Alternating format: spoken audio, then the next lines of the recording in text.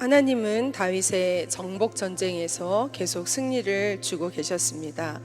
오늘도 암몬과의 전쟁의 기록이 되어 있습니다. 하나님의 싸우는 방식이라는 제목으로 말씀을 전하고자 합니다. 본문은 암몬 왕 나하스가 죽고 그의 아들 한운이 대신하여 왕이 되었다라는 것으로 기록을 하고 있습니다. 나하스의 죽음 소식을 접한 다윗은 조문 사절을 암몬에 보냅니다. 보낸 이유는 나하스 왕이 다윗에게 호의를 베풀었던 것을 기억하고 그의 아들에게 호의를 베풀기 위해 사절들을 보낸 것입니다. 하지만 나하스의 아들 한운의 신하들이 한운의 눈을 가리웁니다. 새로 왕이 된 한운에게 잘 보이고 싶은 신하들이 충심이 아닌 사심에서 다윗의 호의를 왜곡시킵니다. 즉 다윗이 사절을 보낸 건 왕의 부친을 존경하는 것이 아니라 정탐하여서 이 나라를 전쟁으로 빼앗아 가려는 것이라고 전복시키려는 것이라고 이간질을 하게 되죠. 한우는 그들의 말에 다윗의 진심을 보지 못하고 조문 사절들에게 하지 말아야 할 일들을 행하게 됩니다. 조문 사절에 대해서 영어에서는 어떻게 표기가 되어 있냐면 데이비스 맨이라고 표현이 되어 있습니다. 즉 다윗의 사람들이었었습니다. 그러면 조문 사절들에게 한 것은 곧 다윗에게 한 것과 같은 짓이었습니다. 리더 곁에 어떤 사람이 있느냐는 정말 중요합니다. 리더 주변에 있는 사람들이 사심으로 가득해서 아부와 이간질이 난무하다면 리더가 훌륭해도 결국 눈과 귀가 가려져서 올바른 판단을 할 수 없게 됩니다. 한번 잘못된 정보가 입력되자 한운 왕은 판단력이 떨어지고 큰 실수를 반복해서 저지르게 되는 거죠. 그 첫 번째 실수가 무엇이었습니까? 조문 사절들의 수염을 자르고 그들의 옷을 볼기 중간까지 잘려서 돌려보낸 것입니다. 당시에 이스라엘 남자들에게 수염은요 상당한 의미가 있었습니다. 남자들의 수염은 그들의 권위를 나타냈고요, 남성성을 나타내는 아주 자존심이었습니다. 뿐만 아니라 수염은 자유인을 상징했었어요. 왜냐하면 당시의 노예들은 수염을 기르지 못했거든요. 다윗에게 정면 도전한 거예요. 다윗의 입장에서 얼마나 분노가 일었겠습니까? 그런데 다윗의 조치를 한번 보십시오.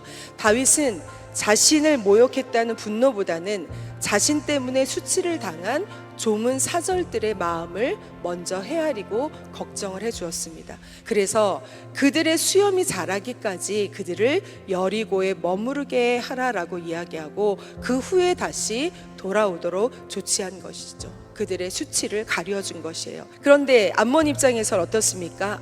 우리들이 다윗의 심기를 건드려 밉보였구나라는 것을 그때야 깨달은 거죠. 다윗은 분개하였지만 전쟁을 일으킬 마음은 없었습니다. 그런데 암몬이 혹시나 다윗이 분노하여서 자신들의 나라를 쳐들어올까봐 두 번째 실수를 하는 거예요. 아람 나라에게 엄청난 돈을 지불하고 군대와 전쟁 장비들을 사들이는 거죠. 그리고 아람 나라와 연합군을 조성을 합니다. 4,800억 원이라는 어마어마한 돈을 아람 나라에게 지불을 하고 거기에서 싸울 수 있는 장비와 군인, 용병들을 돈으로 산 거죠. 이스라엘의 군대 장관 요압과 아비새의 정예부대 앞에서 그들은 어떻게 하였습니까? 싸우지도 않고 용병들이 도망하기에 바빴습니다. 아람 군대들이 도망하는 걸 보고 암몬 군대는 어떻게 하겠습니까? 성읍으로 다시 다 들어가 버리는 거예요. 결국 싸워보지도 않고 요압과 아비새는 승리를 거두는 것입니다. 하나님께서 다윗의 편에서 이스라엘 나라 편에 서서 그들을 위해서 대신 싸워주셨기 때문에 이스라엘은 쉽게 승리를 거두었어요. 그래서 아람 나라가 다윗과 화친을 하죠. 결국에는 아람도 암몬도 다윗의 속국이 되게 하셔서 그에게 이스라엘에게 조공을 바치는 은혜를 하나님께서 베풀어 주신 거예요. 전쟁은 누구에게 속해 있습니까? 하나님께 속해 있는 줄로 믿습니다. 하나님은 돈으로 싸우지 않으십니다. 북한은 자신의 백성들이 굶어 죽는데도 계속해서 돈으로 전쟁 무기를 만들고 있습니다. 우리를 위협하고 있습니다. 전쟁은 하나님께 속해 있기 때문에 북한의 모든 전쟁의 그 무기들은 무용지물이 될 줄로 믿습니다.